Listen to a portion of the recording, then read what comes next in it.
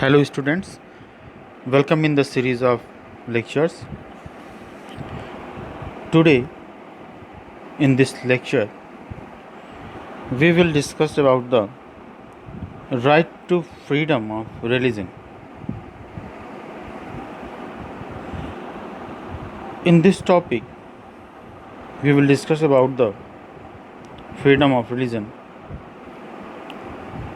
And in our constitution, for this, Article 25 to 28 deal with the right to freedom of religion. These articles embody the ideal of the secular state in India, which observe an attitude of naturally and impartially towards all religions. It is founded on the principle that the state is concerned with relation between man and not with relation between man and God, which is the matter of individual conscience. It is made explicit in the very preamble that India is a secular state. The concept of secularism, to put in nutshell, is that the state will have no religion. It has not mean that it is an irreligious or atheistic state, nor it means that India is an anti-religious state. It merely explains that the state has no religion on its own. That in the matter of religion, the state is naturally neutral. It neither promotes or practices any particular religion, nor it interferes with any religious practice.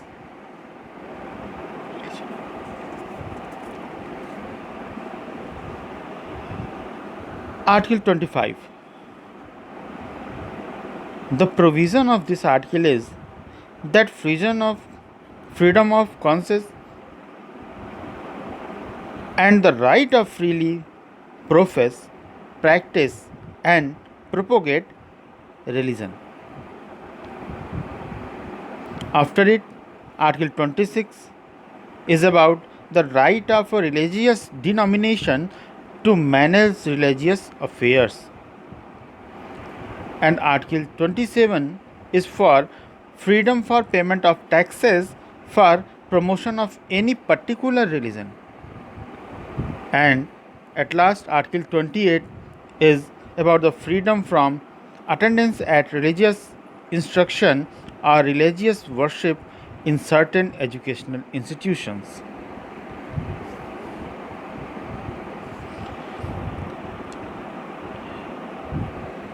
Here we will discuss about the case of S.R. Bommai versus Union of India. In this case, secularism is held to be one of the basic structure of the constitution, which cannot be in any way abridged or abrogated, even in the exercise of its constitutional power by the parliament.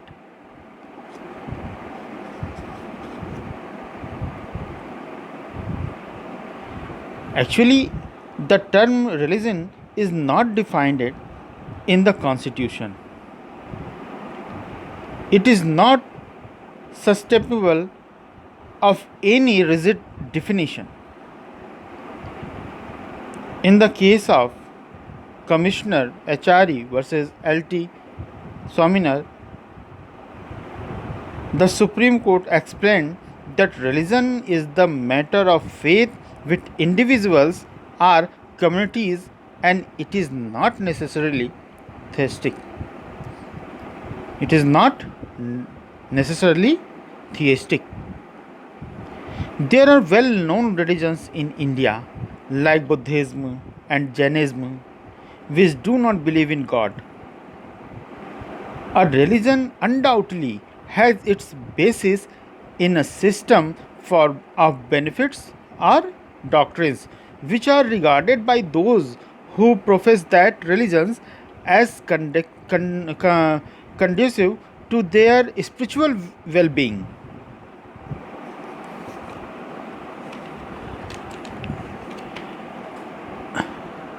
Hindu Front of Justice versus Union of India is the another important case. In this case, the court said that the word religion has different sets and colors. Important set is dharma, means duty, duty towards the society and the soul.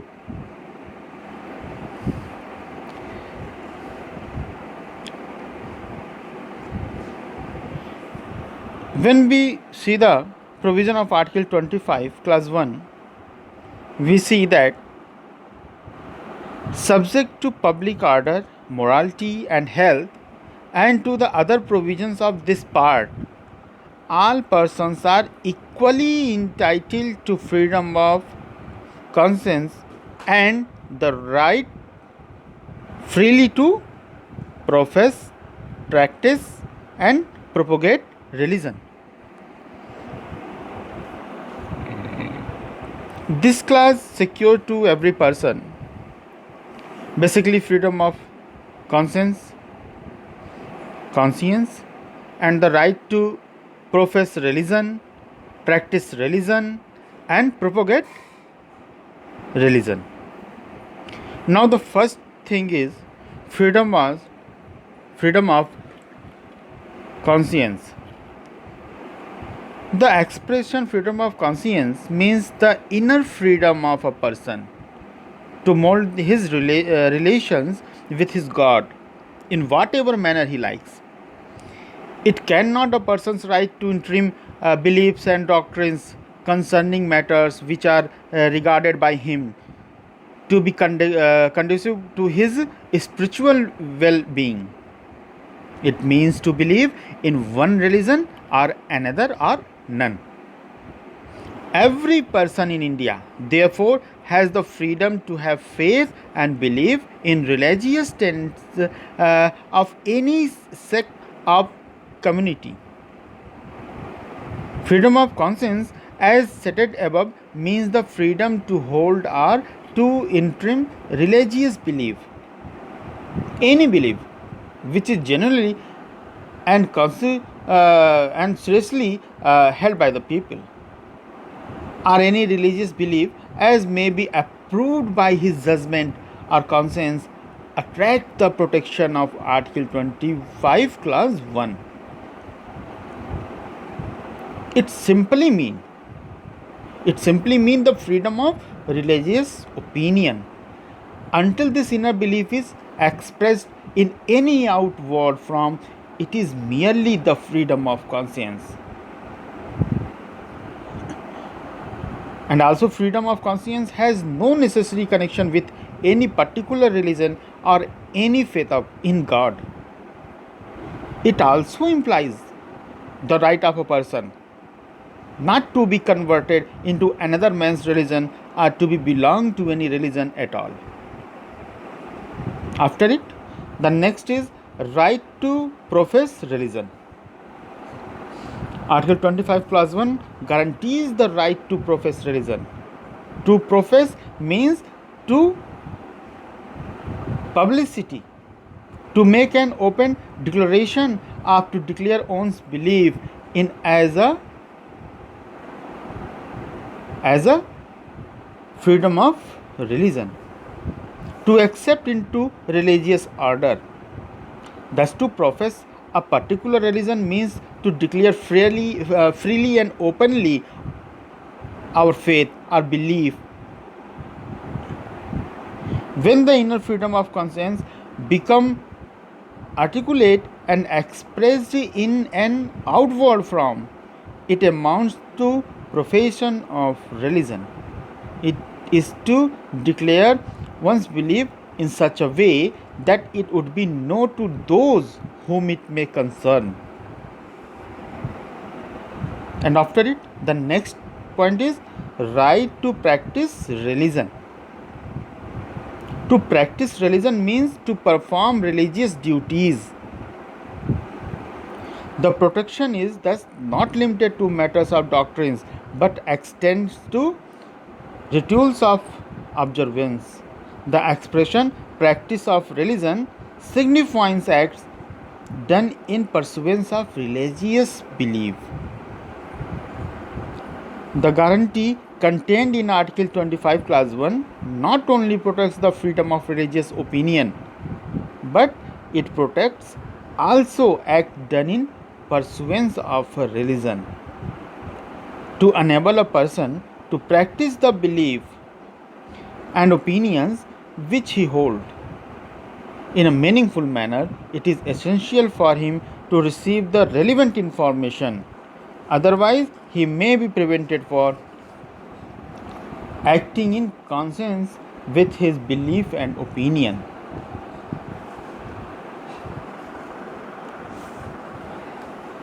After it, the next important thing is freedom of religion subjected to public order, morality, and health. But before it, I think that we have to discuss one more point, and that is right to propagation of religion. To propagate religion means the spread and publish one's religious views. Holding public meetings by persons for propagating their religions is held to be generated under Article 25 Clause 1. But to propagate religion indicates persuasion and exposition without any element of coercion. It does not include the right to insult the religion of others. Now we come to the next point. Freedom of religion subjected to public order, morality, and health. This is the restrictions upon the freedom of religion.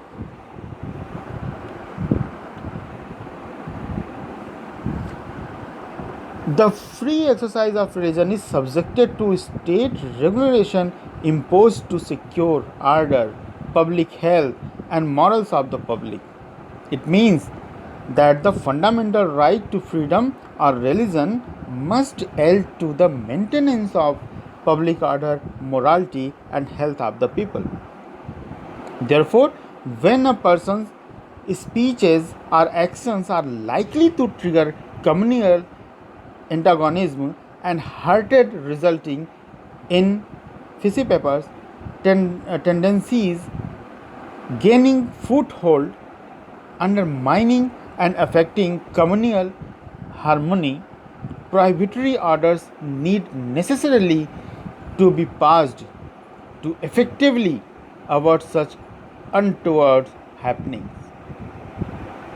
It thus follows that the overriding and governing principles of public orders, morality, and health condition the right to freedom of conscience, the right to freely profess, practice, and propagate religion. A practice, however ancient, cannot be allowed to violate the right to life of an individual.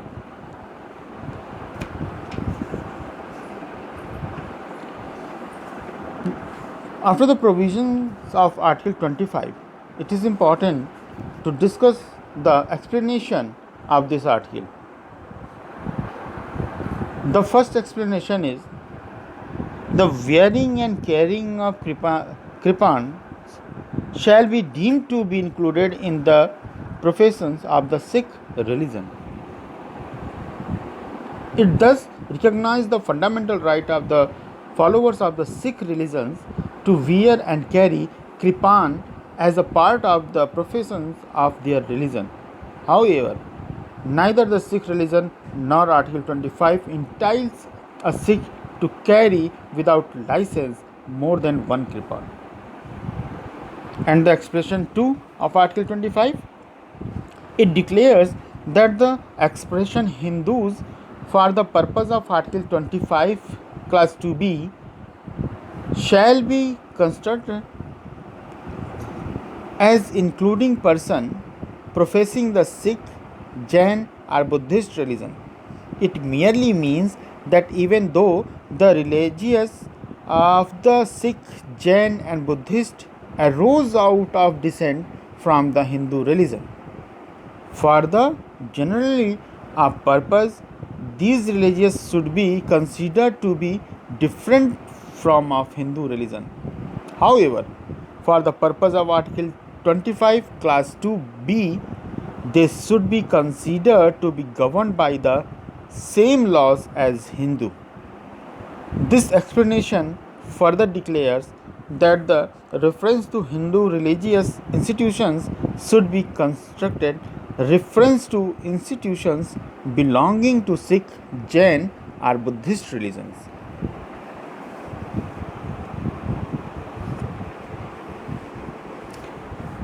Now the next important thing is freedom to manage religious affairs. It means Article 26. This article provides that subject to public order, morality and health, every religious denomination or any section thereof shall have the right a. to establish and maintain institutions for religious and charitable purpose, b. to manage its own affairs in matter of religion, c. to own and acquire movable and immovable property, and d. to administer such property in accordance with law.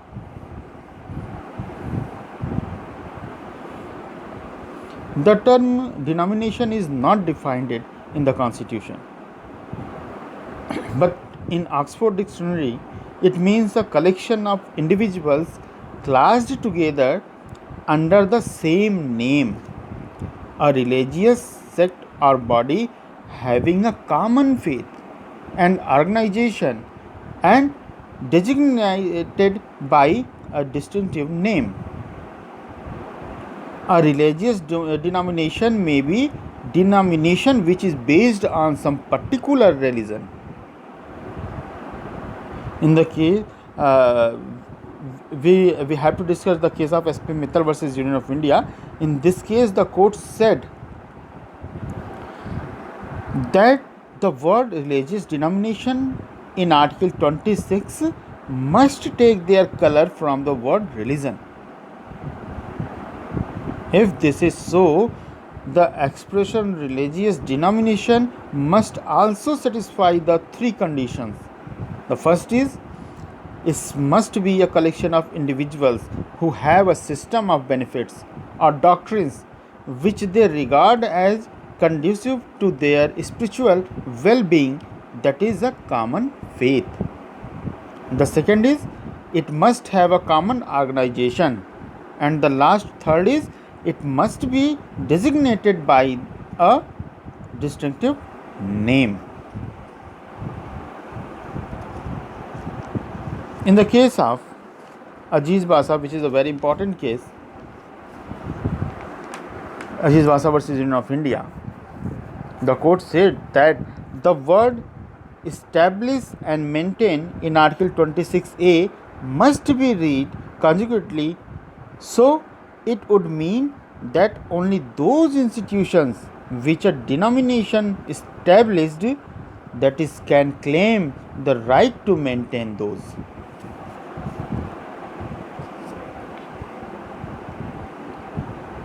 And in the same way, the next important case is the Commissioner of Police versus Acharya Jagdishwaranand Avadhut. In this case, the court elucidated that expression an essential part or practice of a religion to mean those practices that were fundamental to follow a religious belief.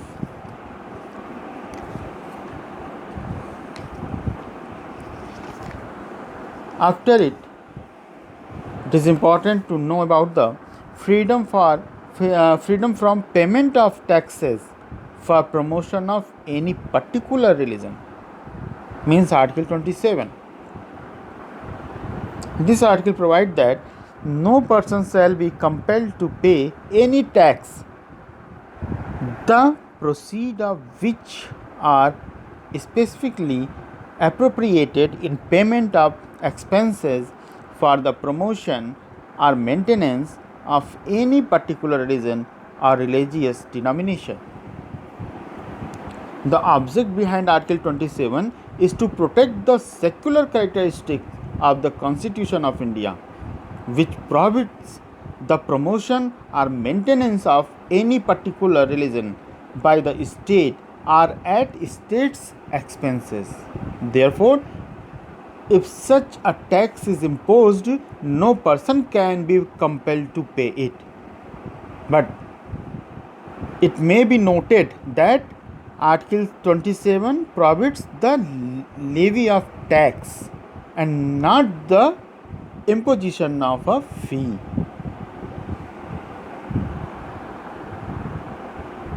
In the case of Sri Jagannath versus State of Orissa, in this case, the Supreme Court upheld the levy and observed that the annual contribution so imposed was in the nature of a fee and not a tax.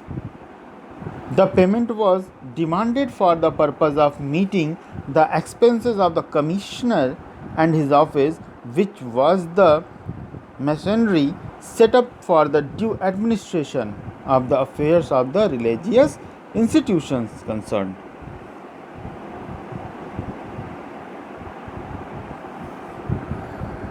After it, the one more important thing is that freedom as to attendance at religious institutions or religious worship in certain educational institutions. Article 21, Clause 1. According to this, no religious instructions shall be provided in any educational institution wholly maintained out of state fund.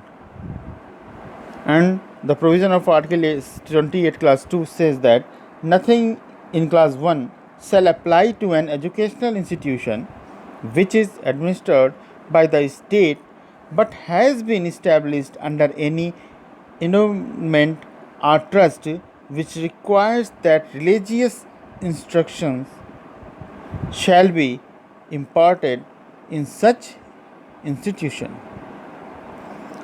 And the provision of Article 28 Clause 3 says that no person attending any educational institution recognized by the state or receiving aid out of state fund shall be required to take part in any religious instructions that may be imparted in such institution or to attend any religious worship that may be conducted in such institution or in any premises attached thereto, unless such person or if such person is a minor, his guardian has given his consent thereto.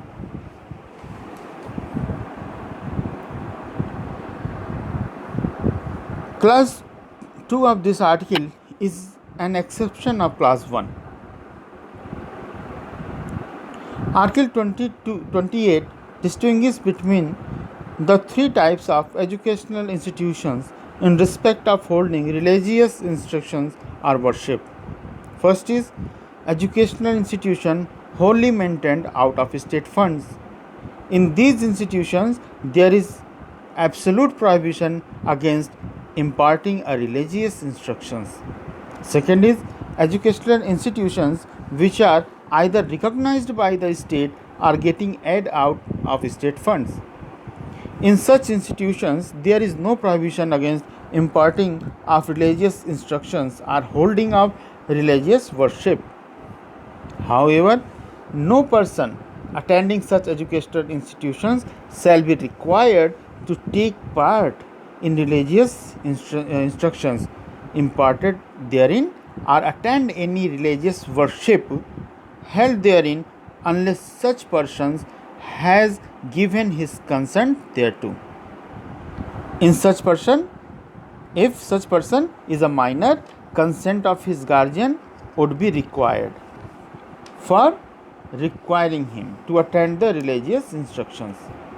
And the third is educational institutions which are administered by the state but have been established under any endowment or trust which requires that religious instructions shall be imparted. As regards such institutions, there is no prohibition against imparting to religious instructions. According to Dr.